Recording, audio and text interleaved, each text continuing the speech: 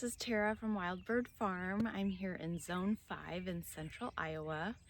It's finally time to do the perennial tour. So we have 14 rows out here outside of what I call our annual fenced-in area that I have dedicated to perennials. Some of these are just in their second year, but many are going into their fourth year. We have gotten 7+ inches of rain over the last 3 weeks, so things have really put on some growth, and I'd like to take you along and we'll take a look. Here we are sort of at the top of the perennial rows, and you'll notice throughout I filled a few gaps with annuals, and there's even some pesky tulips from years gone by that are popping up. But let's start here in this very top row. Each of these rows I have 14, 7 on each side with a walkway in the center, and they're each about 25 feet long. So this full strip down to the end would be 50 feet of planted area.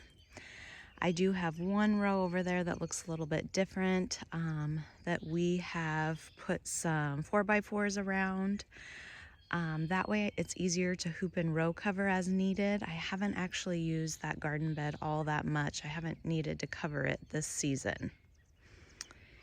If we pan around just so you kind of get an idea for the area, we are reworking the annuals. The annual area out there this year. We have half of the flower beds put in, but a lot more work to do there. And then we have, this is our entrance where I grow the hyacinth bean vine. A couple, I think these are about 65 feet, 2 rows of peonies, and then my small DIY hoop house. So that's kind of the lay of the land. You can see the grass is lush. We finally got out here and mowed for the first time, and I'll probably need mowed in a couple days. Lots of noise from the birds this morning. So I think we'll just meander down and about and just kind of talk about what is popping up. So here in the front, I have some Autumn Fire and Autumn Joy sedum. This will be the 3rd year for some and 2nd year for the stuff down here that you can see that's a little smaller. Now as we walk through, you'll have to pardon the weeds. I haven't been out in these rows since probably February or very early March. So there's definitely some weeds like this guy that I'll pull. But I definitely need to make a pass through here. Now I am this year planning to do what they call the Chelsea chop on these. In about a month, I will cut about half of them down about halfway.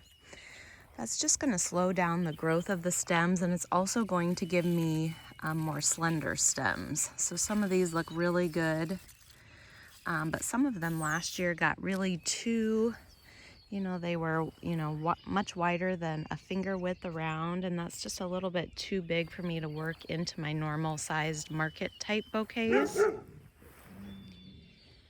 The grass that you see here, I planted drumstick alliums 2 falls ago, and I am not sure if these will get blooms on them. They look nice and healthy, but I cut the blooms pretty hard. I guess if they had enough green, they may come back. We'll have to see about that. Down in this row, I should also mention I have a lot of daffodils interplanted, so you're going to see a lot of spent daffodils here. But in between, we have the tall perennial garden phlox, and then down farther, about halfway down, we have veronica. Now at some point, I'm still trialing the phlox in bouquets. If I like both of these though, they're probably at some point each going to get a full 25-foot row. I grew both of these from bare root, and they've taken a while to get established. This will be their 2nd full year for most of them. A couple of them I just put in this spring. This is the phlox. I haven't used much in bouquets yet. I'm hoping this is a year that these plants really bulk up. And then down here, looking really good, is the veronica. Now last year, this was kind of short for bouquets. That was its 1st year. So I'm not going to be afraid if I get blooms early to chop that down and see if I can get rebloom. And then down here on the very end, I had a little bit of space, so I planted some agrostemma. This is the Ocean Pearls. Let's see, I did have a tag. We'll back up. This is the Veronica or Speedwell that I just put in a few more plants of this year, but I have a couple varieties. So this is the Ocean Pearls agrostemma, the white variety. The taller was grown from plugs, so this is looking really good. One thing I noticed about agrostemma is it all tends to bloom at once. So I'm trying to do more succession planting of that. You'll see a couple throughout here. Down here on the end, just to fill out the bed. You can see it's popping up now. I direct sowed this in early to mid-March. So we're about 6 weeks from when I sowed it, 4 to 6 weeks. Most of it's popping up pretty good, but hoping this will be a second succession. And then down in my annual beds, I actually put in another row of this. So really like this, and florists have really shown some excitement about it. Let's see, I'm gonna try and get my shadow out of the way for most of this. So I have a whole row of Lisianthus. This was just a few that I couldn't fit in that row. These have been planted out for a full month now. We're in early May. They went out, I think, the first week in April, maybe more like 3 weeks. But I covered them with straw when I planted them out because we were supposed to have a lot of windy days, which we did. I think at this point, though, I can pull the straw back. Leave it around the edges for a little protection, but these look quite good for being out in the cooler temps as well as a lot of high winds. Like, I'm talking probably 20 days out of the 30 days, if they've been out here 30 days, they've had high winds. And high winds here are from 25 to 40 miles an hour. So I think the straw definitely helped. All right, I'm gonna attempt to walk backwards here. This is just a little bit of empty space that Kitty's standing in. Someone commented before that she likes to get in the shots, and that's definitely correct. She seems to always be where my camera is pointed. This is a row of delphinium. Now eventually, hopefully this fall, I'll finish it out so it's the full row. These were previously out in my annual field, and when we reworked them, I dug them up and moved them up here.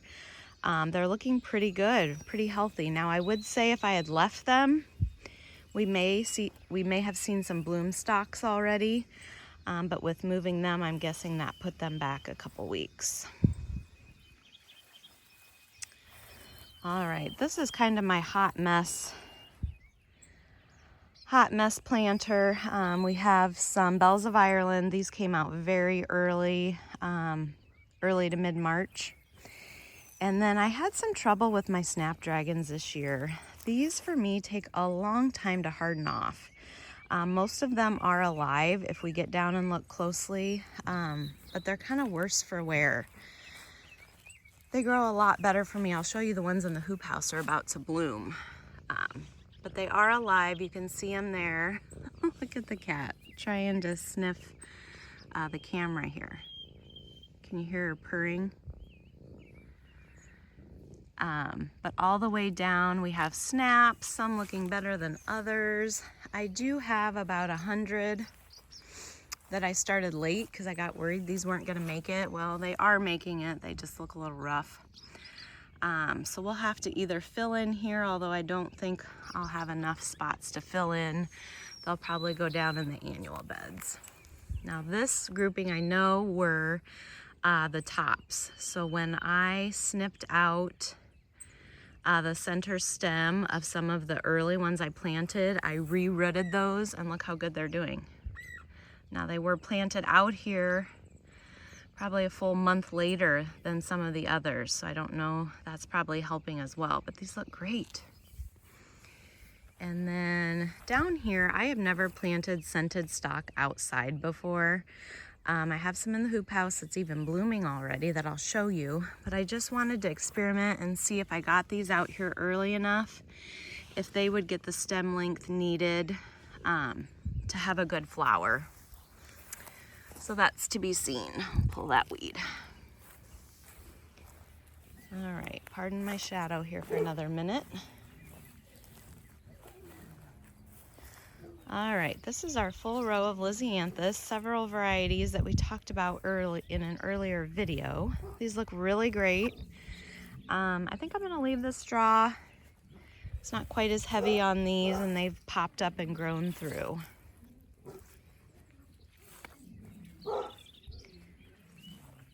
This is, let's see, this is about 500 plants, maybe a little over that. Moving down, you can see a lot of spent daffodils here as well, but in the center are Baptisia. Now these are a great perennial for me. I haven't, let's see, I think this will be the third year for them.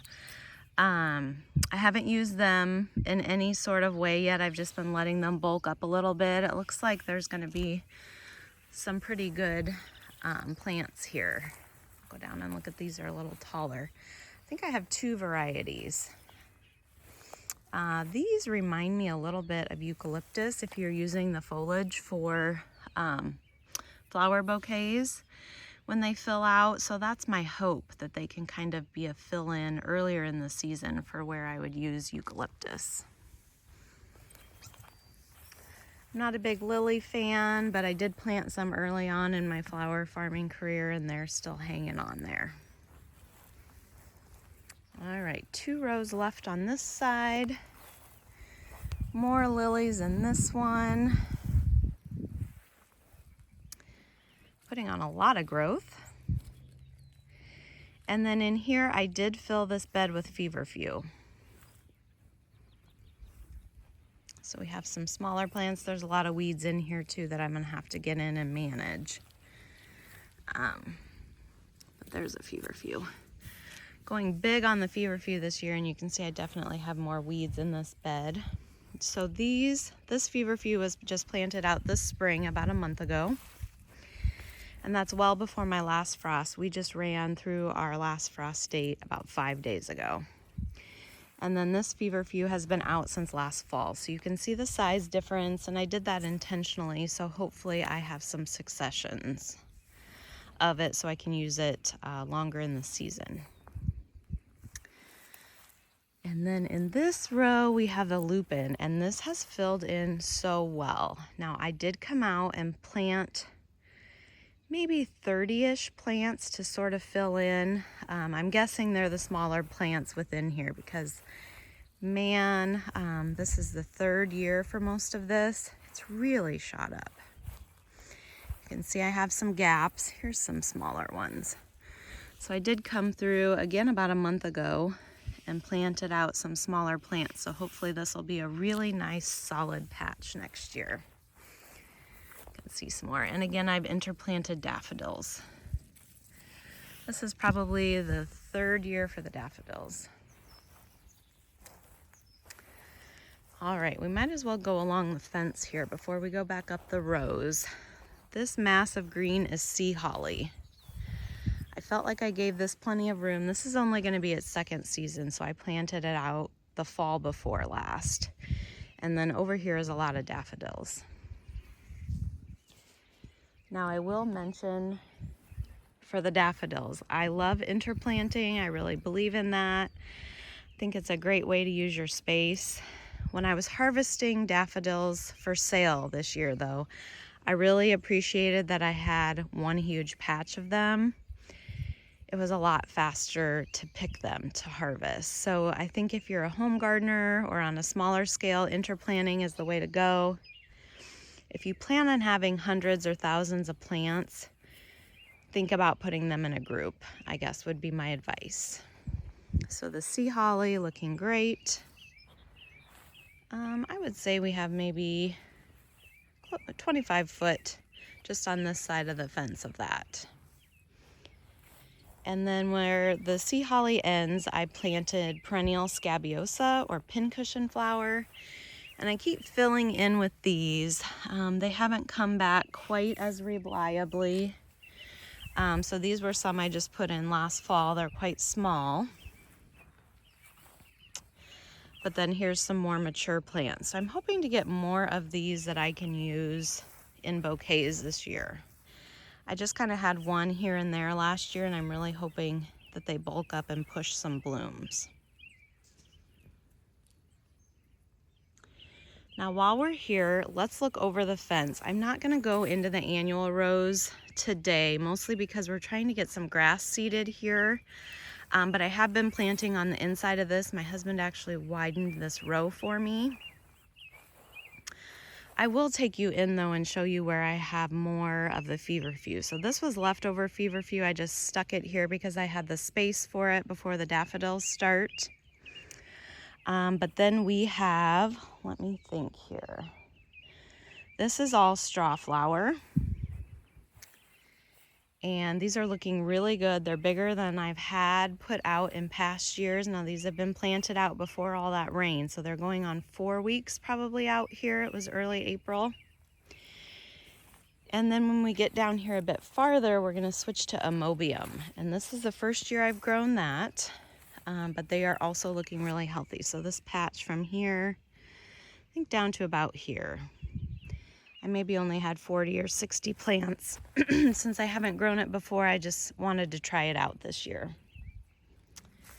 And then we have just a small break here, and then the columbine that you have seen me, I think we started the seeds together, and I showed you the seedlings. They looked really great in their cell trays. They're a little bit harder to see, but I have probably, I don't know, 15 feet of these. And this is just on the opposite side of that fence.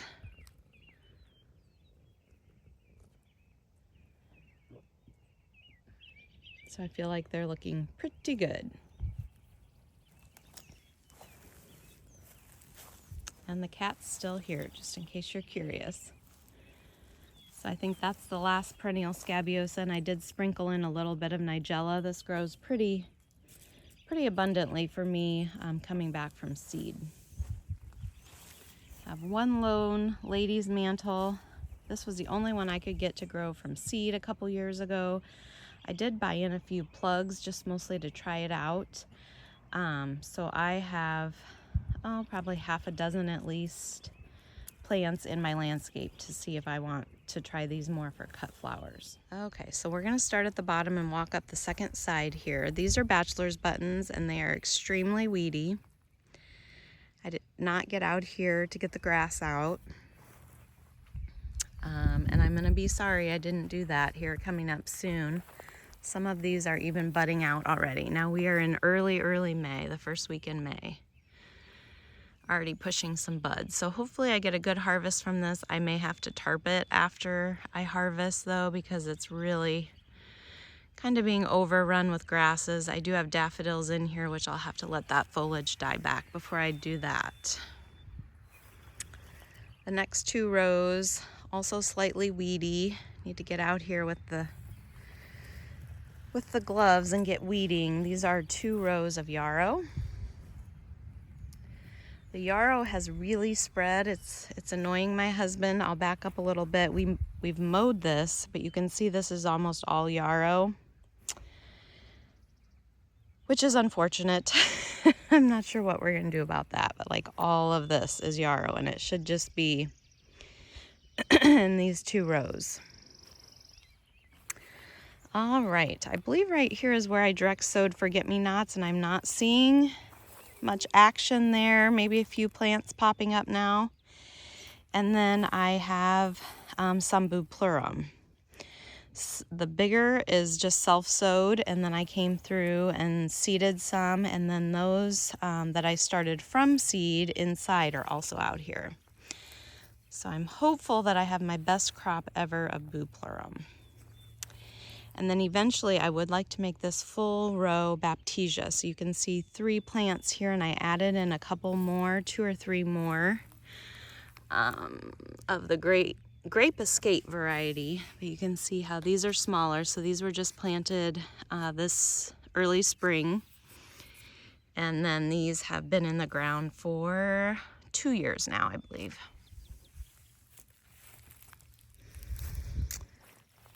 Okay, let's see what we've got here. This looks like a little bit of a hot mess. I want to say I planted Orlea here. I don't see my tag. Oh yeah, I think I did. Okay, so there is some Orlea, but definitely weeds that I need to get out and get to. So we'll have a little bit of Orlea here. And then this is cress coming up great. You can see two pretty defined rows of that. And then this is where my pincushion flower, the annual scabiosa, ended up. This is stellata down here on the end. It's generally a little bit bigger and blooms a little sooner than the other colored varieties. So I had space in this row and just kind of stuck that in this year. That is an annual. Here is my full row of larkspur. I am hopeful this year. I have blooms galore. You'll notice a lot of it is seeded itself around the edges. I'm not sure if the rain pushed that out, but you can see where I tried to put it in rows. So I'll probably have to come out and do some thinning at some point. We're gonna let them grow a little bit longer though. There's a random sedum here that I will eventually move. I had 3 of those. I think only 1 came back. And then you can see where the seeding picks up again with the larkspur. And that finishes things out. We are back to the sedum row. Forgot to show you this patch. Now this is out in the annual field, and these are mostly perennials, or short-term perennials anyway. This is anise hyssop, 4th year for that. I like to use these stems for early spring bouquets before they flower. They're actually tall enough here that I could use them now. And then these are the plugs of feverfew that I got in. I think these are the yellow, the sunny ball, if I remember correctly. And then back here is more feverfew that I planted last fall. And then this is that golden chamomile. There's some regular chamomile too. The larger clump here was last year coming back, and then I added some more because I want to really fill this in. This has the little gold balls, and I'm going to try and use this in bouquets. Last year they were super cute, but they were a little short, and I'm pretty hopeful that these 2nd-year plants are going to be long enough. I think I can, no, I'm not sure. I don't think that's a bud, but it might be. So while I call this the annual field, I'm putting more and more perennials in it. Definitely that might be a way I want to go in the future here. That does it for now. I hope you're excited about your perennials like I am. I love a plant that you can plant once and just tend to very minimally, and they push back each year and come back bigger and better. That's my style of plants. I have some more content coming shortly. We're going to uncover the eucalyptus soon and see if it survived.